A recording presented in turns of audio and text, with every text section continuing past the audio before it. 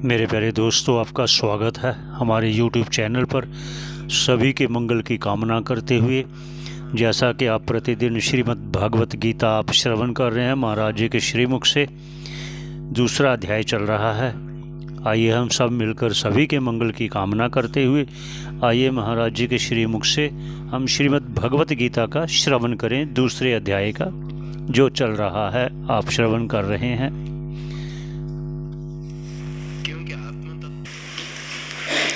ब्रह्म विज्ञान केंद्र श्री कैलाश आश्रम के वार्षिक महोत्सव प्रसंग पर समायोजित यह श्रीमद् भगवत गीता ज्ञान यज्ञ अज्ञान के कारण शोक मोह से अभिभूत होकर के अर्जुन रणवीर होते हुए भी शास्त्र ज्ञान युक्त होने पर भी युद्ध भूमि में युद्ध अस्त्र त्याग करके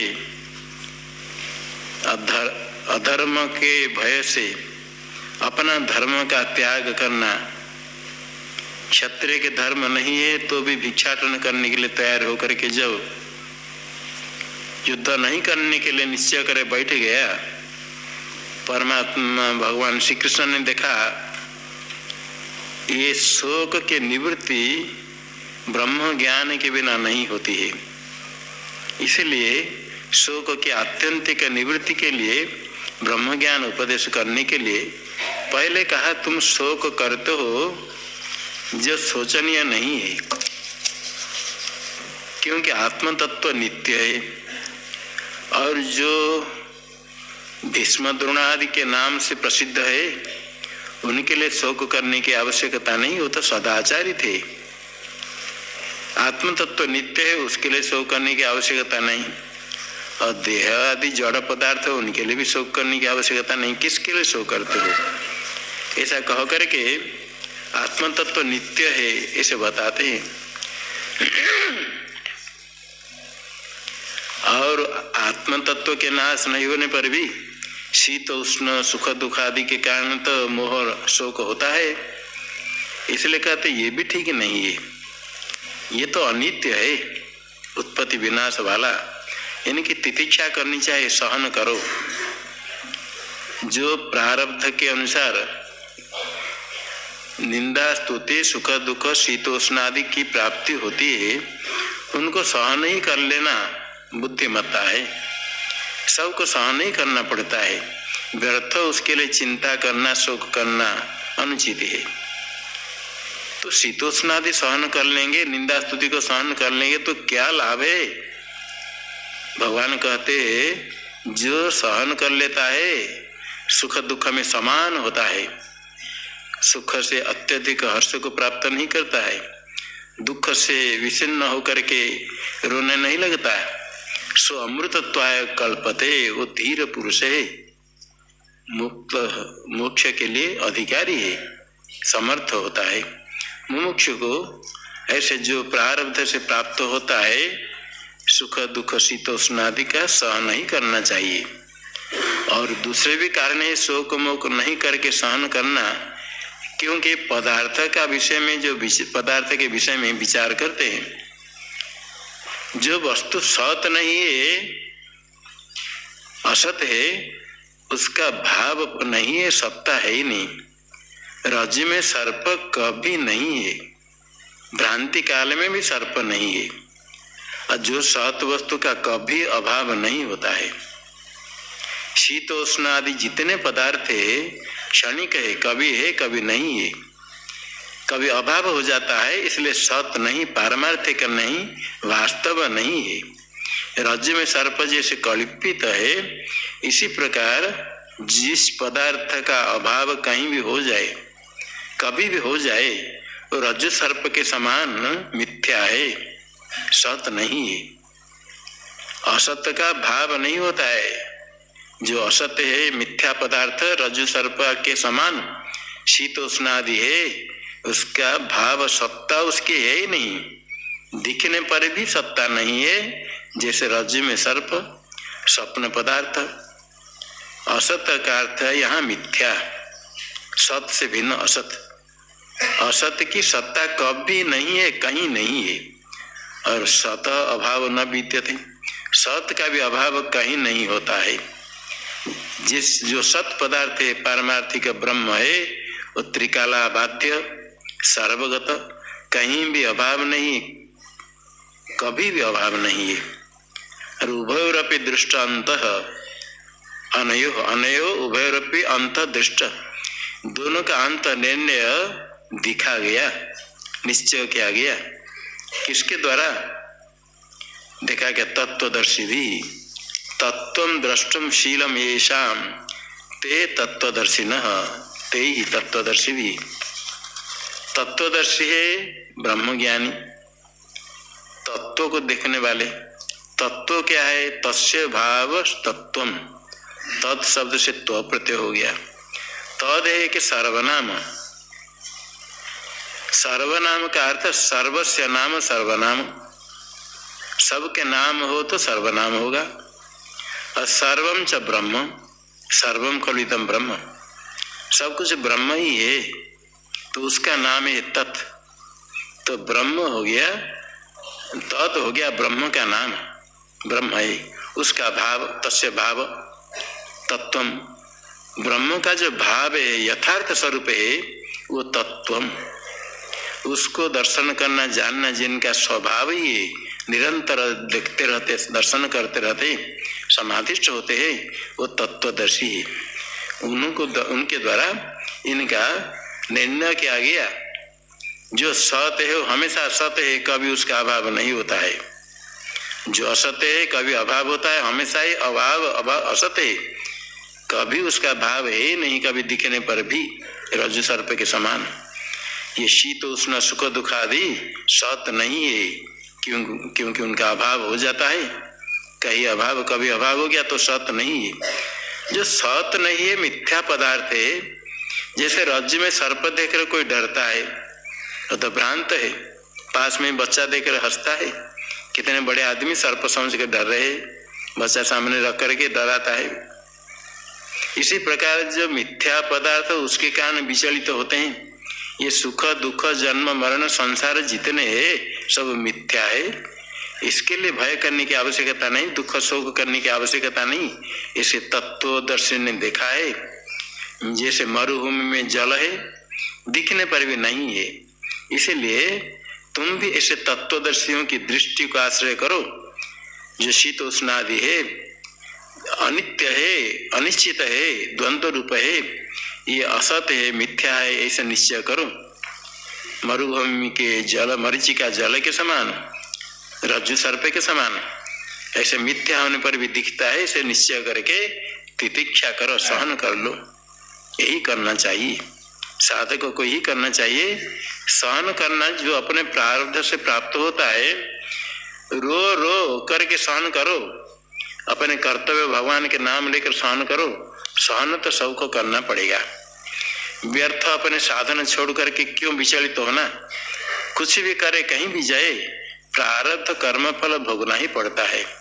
ये साधक यदि निश्चय कर ले तो केवल प्रयास करना पड़ता है, पुरुषार्थ करना पड़ता है परमात्मा प्राप्ति के लिए। सुख दुख निवृत्ति के लिए यदि प्रयास करना है, वो भी आत्यंतिक निवृत्ति परमात्मा साक्षात्कार के बिना संभव नहीं है। सुख दुख की निवृत्ति चाहते हो, दुख निवृत्ति चाहते हो, परमानंद प्राप्ति की इच्छा है तो परमात्मा साक्षात्कार करने के लिए प्रयास करना चाहिए। उसके लिए प्रारब्ध से प्राप्त निंदा स्तुति सुख दुख शीतोष्ण आदि को सहन कर लेना। अभी ये जो निर्णय हुआ सत हमेशा सत है, उसका कभी अभाव नहीं होता है, हमेशा विद्यमान रहता है, वो सत है। और जो असत है मिथ्या है, कभी उसकी सत्ता है ही नहीं है। मरुभूमि में जल दिखते समय भी एक बूंद भी जल नहीं है। तो अभी सत्य क्या है जो समय हमेशा है, आगे कहते हैं। फिर आगे असत्य क्या है वो भी कहेंगे। अविनाशी तु तद्विद्धि येन सर्वमिदं ततं विनाशमव्ययस्यास्य न कश्चित् कर्तुमर्हति।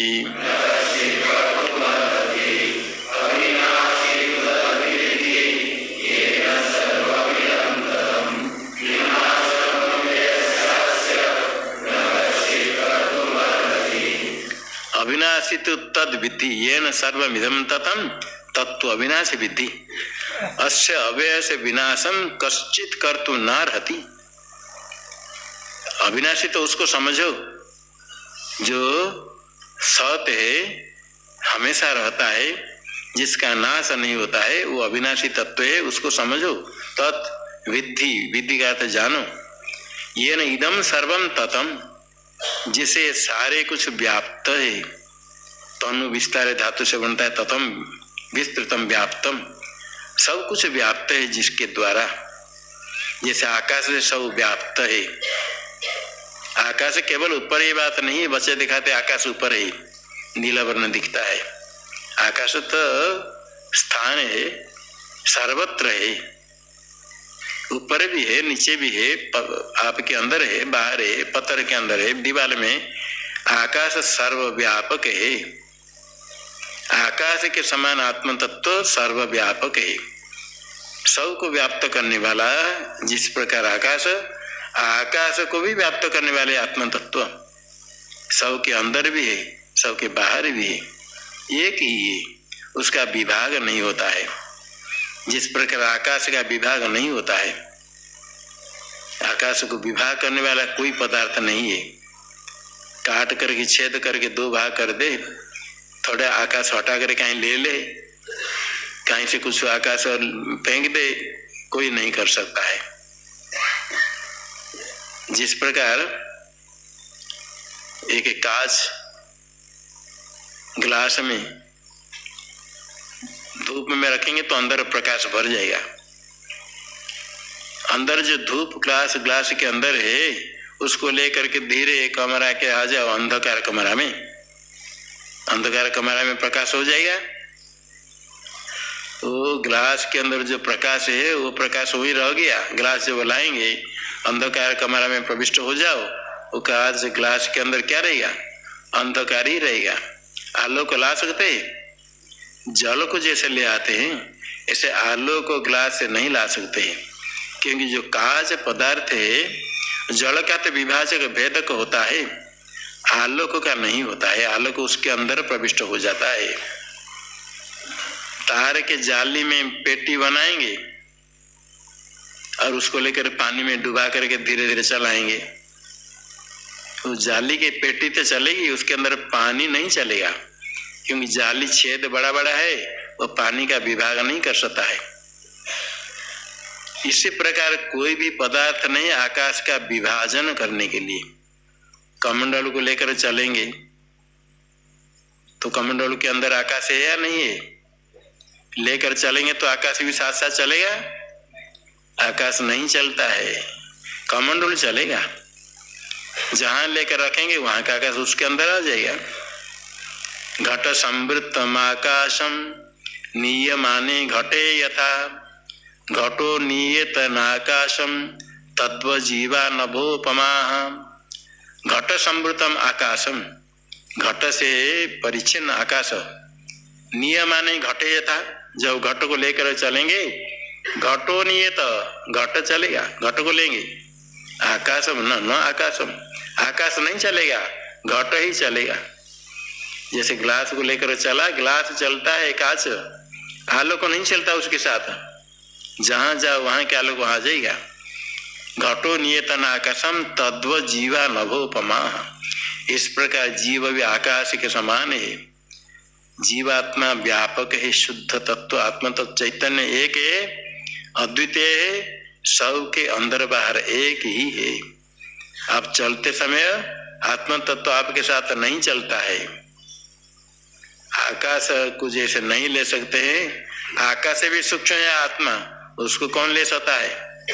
आकाश को भी कोई नहीं ले सकता है। बड़े बड़े वैज्ञानिक से पूछो, थोड़ा आकाश को लेकर हम चलेंगे, कोई दे दो बर्तन बना दो, अभी तक नहीं बना है कोई पदार्थ नहीं आकाश को विभाग करने के लिए। और उससे भी सूक्ष्म, उससे भी व्यापक आत्म तत्व सब के अंदर बाहर एक ही है। सर्वमिदं ततं व्याप्तम। विनाशम अव्ययस्य कश्चित न कर्तुमर्हति। यह अव्यय अव्यय अविनाशी न व्येति, जो ह्रास वृद्धि को प्राप्त नहीं करता, अव्यय अव्यय का विनाश कोई नहीं कर सकता है। इसका विनाश आत्म तत्व का विनाश नहीं होता है। ऐसे वेदांत सिद्धांत के अनुसार आकाश भी अनित्य है। आकाश की उत्पत्ति होती, प्रलय होता है। न्याय सिद्धांत में आकाश को नित्य मानते हैं। आकाश की ना तो उत्पत्ति ना तो प्रलय। वैज्ञानिक लोग कभी कहेंगे आकाश की उत्पत्ति नहीं होगी, नाश नहीं होगा, ऐसे कहेंगे, नित्य मानते हैं। वेदांत सिद्धांत के अनुसार एक आत्म तत्व है, नित्य है, उसका नाश कोई नहीं कर सकता है। आकाश का भी प्रलय तो हो जाएगा, अन्य कोई नहीं उसका नाश कर सकता है। और प्रलय काल में सब का नाश हो जाएगा, आत्म तत्व केवल रहेगा। अविनाशी वही है जो तीनों काल में रहे, पहले भी था, अभी भी है, आगे भी रहेगा। ह्रास वृद्धि उत्पत्ति नाश कुछ नहीं, निरवय है। अपने ब्रह्म है, सदरूप है, स्वरूपतः विकार को प्राप्त नहीं करता है, सदरूप है, उसका व्यभिचार नहीं होता है, सर्वदा है, सर्वत्र है, समान रूप से ये तत्व है। आत्म तत्व सत है, अव्यय, इसका विनाश कोई नहीं कर सकता है। कोई नहीं कर सकता मतलब ईश्वर भी नहीं कर सकता है आत्म तत्व का विनाश। हाँ, आकाश का विनाश ईश्वर कर देते हैं प्रलय काल में। आकाश का प्रलय हो जाता है, सृष्टि काल में आकाश की उत्पत्ति होती है ईश्वर के द्वारा, किंतु आत्म तत्व का नाश ईश्वर भी नहीं कर सकते हैं, सर्वशक्तिमान होने पर भी, क्योंकि आत्मा तो ब्रह्म ही है। अपने में कोई क्रिया नहीं होने से आत्मा का नाश कोई नहीं कर सकता है। ये आत्म तत्व नित्य है, ये सत है, सर्वत्र विद्यमान, सर्वदा है, कभी बाध नहीं होता है। सत हमेशा ही नित्य रहने वाला सत है। और असत क्या है? जो सत नहीं, कौन है? जो कभी रहता है कभी नहीं रहता है, सत्ता का व्यभिचार होता है, वो सत नहीं, सत से बिना असत। असत शब्द का तो तुच्छ, बंध्या, पुत्र, सस विषाण तो होता है। इस श्लोक में असत का अर्थ मिथ्या, सत से भिन्न। सत से भिन्न कह देने से तुच्छ को भी ले लो, कोई आपत्ति नहीं, सारा प्रपंच सब मिथ्या है असत शब्द से। ब्रह्म से भिन्न सब असत शब्द से कहा गया। ऐसे असत पदार्थ का भाव है नहीं, देखने पर भी नहीं है, ये अभी बताते आगे श्लोक में। अंतवंतै में देहा नित्यस्य उक्ताः शरीरिणः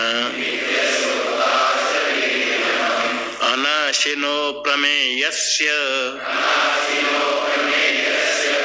तस्माद् युध्यस्व भारत।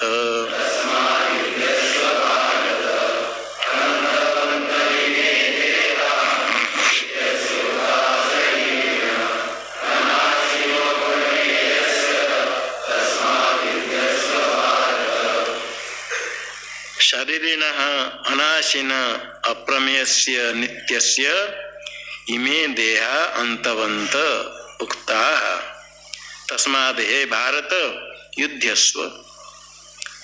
शरीरम अस्य स्थिति, शरीरी शरीर वाला आत्मा के लिए कहा गया। मिथ्या शरीर से विशिष्ट होकर के शरीर कहा जाता है, नित्य है। अनाशिनः, इसका नाश नहीं होता है, नाश नहीं, नाश जिसका है उसको कहेंगे नासी।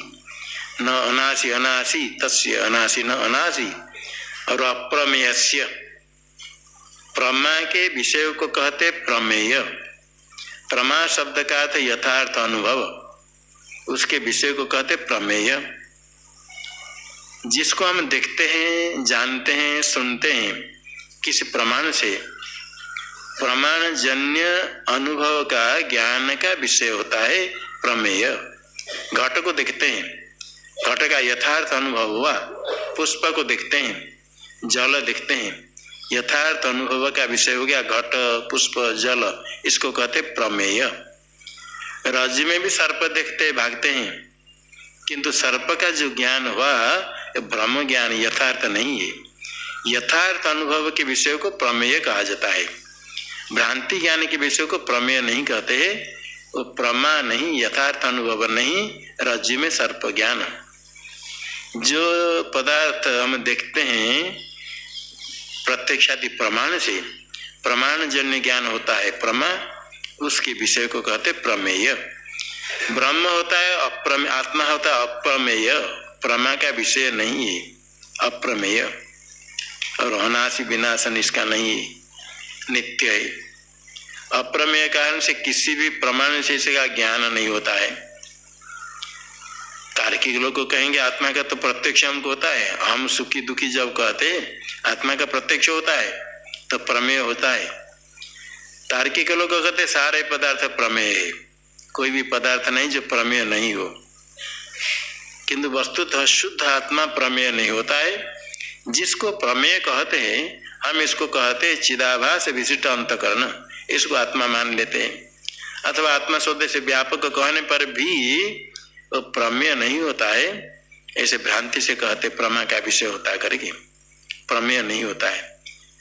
यद्यपि वेदांत प्रमाण से ज्ञान होता है ब्रह्म का, तो भी वेदांत प्रमाण जन्य ज्ञान का विषय ब्रह्म, वेदांत प्रमाण भी आत्मा को बताने के लिए साक्षात नहीं उसका परिच्छेद उसका ज्ञान कराता है। अतद व्यावृत्या अयम चकितम अभिधत्ते श्रुतिरपि, ब्रह्म भिन्न की निवृत्ति निषेध करके ही आत्म तत्व तो स्वयं प्रकाश है, उसको कोई नहीं प्रकाश कर सकते। सबको जानने वाला आत्म तत्व है। विज्ञातारम अरे केन बीजानियात, उसको किससे जाने? याज्ञवल्क्य महर्षि मैत्री को कहते हैं इसको किससे जाने? प्रमा का विषय नहीं होता है। वेदांत प्रमाण है, अंतिम प्रमाण है। सबके निषेध करने पर एक होता है अज्ञात ज्ञापक होकर के प्रमाण होता है। जो वस्तु पहले ज्ञात नहीं उसका ज्ञान कराएगा तो प्रमाण से उसका ज्ञान होगा। आत्म तत्व का ऐसे अज्ञात ज्ञापकत्व न वेदांत प्रमाण नहीं होता है। वेदांत प्रमाण से अनात्मा का निषेध कर देने पर आत्म तत्व स्वयं प्रकाश भान होता है। आपका स्वरूप ही, उससे भिन्न कोई है नहीं जिसको प्रकाश कोई करे। इसलिए प्रमेय ने अप्रमेय अनाशी नित्य है। उसके शरीर सब जितने देह है इमें देहा अंतवंत विनाशी है। देहों की उत्पत्ति होती है और नाश होता है। स्थूल शरीर की उत्पत्ति होती है, नाश भी होता है। सूक्ष्म शरीर अनादिकाल से है, मरने पर भी सूक्ष्म शरीर का नाश नहीं होता है। जन्म समय में सूक्ष्म शरीर नया नहीं बनता है। ये सूक्ष्म शरीर में 5 ज्ञानेन्द्रिय, 5 कर्मेंद्रिय, 5 प्राण और मन बुद्धि मिल करके कहे जाते हैं सूक्ष्म शरीर। जब मर जाता है जीव, सूक्ष्म शरीर चला जाता है। सूक्ष्म शरीर के अंतर्गत अंतकरण है। अंतकरण में चैतन्य का प्रतिबिंब दिखता है, वो चेतन जैसे लगता है। कहते जीव चला गया, मर गया। शुद्धात्म तत्व सर्वत्र विद्यमान होने पर भी। और एक कारण शरीर अज्ञान, ये भी अनादि है, अनादिकाल से ही। तो ये दोनों का अंत हो जाता है। जो आत्मज्ञान हो जाता है, साक्षात्कार अहम अस्मि ब्रह्म, ऐसे साक्षात्कार होने पर कारण शरीर अज्ञान की निवृत्ति होती और अज्ञान का कार्य सूक्ष्म शरीर भी नष्ट हो जाता है। स्थूल शरीर का नाश उत्पत्ति होती है। अप्रमेय ये देह सब अनित्य है, अंत वाले है। ये अंत वाले होने से, हमेशा नहीं रहने से ये सत्य नहीं है, मिथ्या है, वास्तव नहीं है। इसलिए ये देह संबंधी जो कुछ हो, सुख दुख निंदा स्तुति जितने है सब अनित्य है, मिथ्या है, सत्य नहीं, वास्तव नहीं। वास्तव पदार्थ जो नहीं उसके लिए शोक करना क्या? सपने में कुछ पदार्थ देखा, उठने के बाद वही पदार्थ कुछ नहीं रहता है। यदि कोई रोता रहे इन सपने में कितने मेरे पास संपत्ति थी अभी नहीं है, उसको लोग क्या कहेंगे? मूढ़तम लोग। सपने में तुम्हारे पास करोड़ों रुपया आ गया, अभी नहीं करे, कोई रोता है कभी? अत्ययी मूर्ख भी कभी ऐसा नहीं रोता। सपने में मेरे पास इतनी संपत्ति थी अभी कहीं नहीं है, कोई रोता नहीं, क्यों? जानता ही मिथ्या है। ठीक इसी प्रकार ये सारे पदार्थ में मिथ्यात्व निश्चय हो जाए। भगवान कहते एक नित्य को छोड़ करके बाकी सब विनाशी है। देह आगम आपा ये सुख दुख अनित्य है। जो कभी रहता है कभी नहीं रहता है, वो सत नहीं है, वास्तव नहीं है। इसलिए इसको सहन कर लो और अपने कर्तव्य करो। युद्धस्व भारत, हे भारत, भायाम रमते इति भारत, भा दीप्ति स्वयं प्रकाश, ब्रह्म में स्थित तुम हो, ब्रह्म स्वयं प्रकाश है। ऐसे तुम स्वयं प्रकाश ब्रह्म रूप में स्थित हो, अपने स्वरूप में स्थित होकर के ये कर्तव्य करो। जो शरीर प्राप्त हुआ क्षत्रिय शरीर, उसके अनुसार तुम्हारा कर्तव्य युद्ध करो। युद्धस्व, यहाँ युद्धस्व करके यहाँ केवल युद्ध के लिए उसको प्रेरणा करते, युद्ध करने के लिए नहीं। युद्ध करने के लिए तैयार था, अज्ञान के कारण शोक मोह से प्रतिबुद्ध होकर के चुप हो गया था। कर्तव्य का जो प्रतिबंध था, शोक मोह अज्ञान, उसकी निवृत्ति भगवान करके अनुवाद करते, जो तुम करने के लिए तैयार थे वो काम करो, तुम्हारा कर्तव्य करो। गीता शास्त्र शोक महादि संसार कारण की निवृत्ति के लिए, न कि किसमें प्रवृत्ति कराने के लिए, युद्ध कराने के लिए गीता का उपदेश नहीं। इसके लिए प्रमाण देते हैं, श्रुति प्रमाण। श्रुति में ऐसे ही दो मंत्र है, दोनों मंत्रों को भगवान स्वयं यहाँ थोड़े शब्द परिवर्तन करके स्वयं भगवान कहते हैं। ऐसे ही मंत्र है श्रुति में। य एनं वेत्ति हन्तारं यश्चैनं मन्यते हतम् उभौ तौ न विजानीतो नायं हन्ति न हन्यते।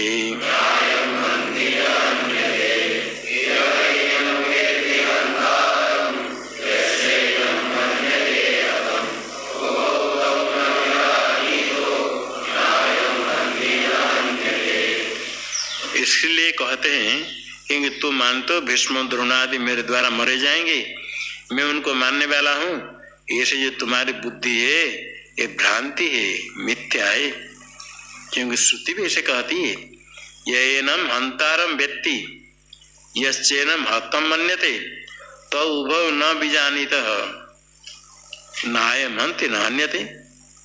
जो जानता है कि हनन करता, हंता आत्मा हनन के करता है, ऐसा जो मानता है व्यक्ति जानाति। यश एनम का था आत्म तत्व को हतम मन्यते, जो मानता है कि मर गया, हत हो गया, नष्ट हो गया। ये दोनों तो उभव न बीजानीत, दोनों ही ठीक नहीं जानते। क्यों नहीं जानते? क्योंकि आत्म तत्व नायम हन्ति न हन्यते, ना तो मारता है न तो मरता है। हनन का कर्ता नहीं होता है, हनन क्रिया का कर्म भी नहीं होता। आत्म तत्व का हनन कोई नहीं कर सकता है, और आत्म तत्व हनन का कर्ता नहीं होता है। किसी का भी हनन आत्म तत्व नहीं करता है। इसलिए जो आत्म तत्व को तुम अपने को हंता मानते हो, विष्णु द्रोण आदि को मारूंगा तो मैं इनका हनन करता हूँगा और मेरे द्वारा मरे जाएंगे, ये दोनों तुम्हारी भ्रांति है। ये से मंत्र श्रुति में थोड़े प्रथम पूर्वार्ध अलग प्रकार है।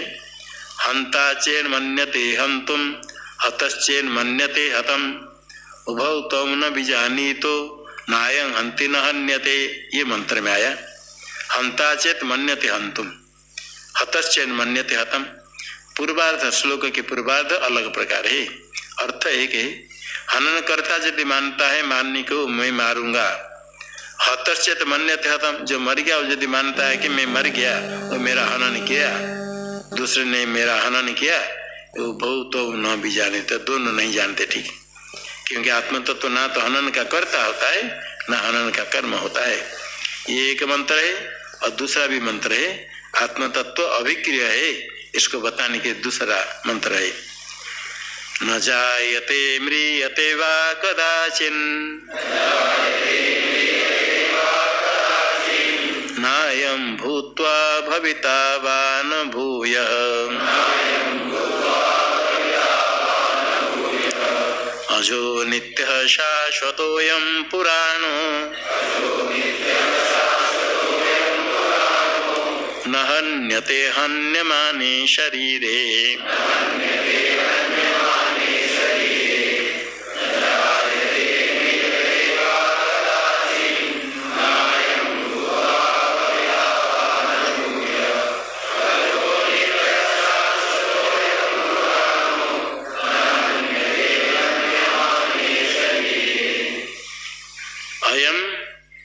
कदाचित न जायते म्रियते वा न भूत्वा अभविता वा भूय न अजः नित्यः एवं शाश्वतः पुराण शरीरे हन्यमाने न हन्यते। अयम का आत्म तत्व आत्मा न जायते, जन्म को प्राप्त नहीं करता है। भाव पदार्थ में 6 विक्रिया है। निरुत्तकार यास्क मुनि ने पढ़ा है, जायते अस्ति वर्धते विपरिणमते अपक्ष्यते विनश्यति। 6 विकार आत्म तत्व में 6 में से कोई एक भी विकार नहीं है, यहाँ भगवान कहते हैं। पहले जन्म का निषेध किया, उसमें जायते अस्ति वर्धते जैसे न जायते, ये आत्म तत्व जन्म नहीं होता है, उसकी उत्पत्ति नहीं है। और न म्रियते वा कदाचित मर जाता है, ये भी नहीं है। देह के नष्ट होने पर भी आत्म तत्व नहीं मरता है, नष्ट नहीं होता है। जन्म मृत्यु का निषेध हो गया तो अंतर्गत जो 4 पदार्थ है वो संभव ही नहीं है। जन्म हो तो जन्म के पश्चात भावी अस्तित्व होगा,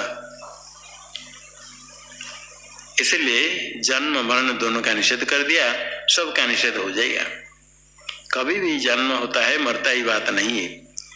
अयम भूत्वा अभविता न, पहले हो करके आगे अभविता नहीं होने वाला कभी नहीं रहेगा। आत्म तत्व हो करके फिर कभी अभाव को प्राप्त करके अभविता न, कभी अभविता नहीं होता है। और अभूत्वा भविता ये भी नहीं है, नहीं होकर के उत्पन्न होता है, नहीं था पहले उसके बाद होता है, ये बात नहीं है।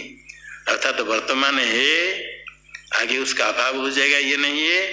पहले अभाव था अभी हुआ, ये भी नहीं है। जिसकी उत्पत्ति होती है वो पहले नहीं था अभी है। आत्म तत्व की उत्पत्ति नहीं है, इसलिए पहले नहीं था अभी होता, ऐसा नहीं। जिस जो नष्ट हो जाता है पहले हो करके आगे अभाव हो गया, अदर्शन हो गया, घट को तोड़ दिया, घट था अभी नहीं है। आत्म तत्व इस प्रकार भूत्वा आगे अभविता नहीं रहने वाला होगा, ऐसा नहीं है। यहाँ वाह शब्द दे करके दोनों 2 प्रकार अन्वय, भूत्वा अभविता इतना हो करके आगे अभाव हो जाएगा, ये नहीं है। और अभूत्वा भविता, अभविता भूत्वा में भूत्वा अभविता अथवा अभूत्वा भविता, ऐसे आगे पीछे कर देंगे। अभूत्वा भविता नहीं होकर के आगे होता है होगा, ये भी नहीं है। हो करके आगे नहीं रहेगा, ये भी नहीं है।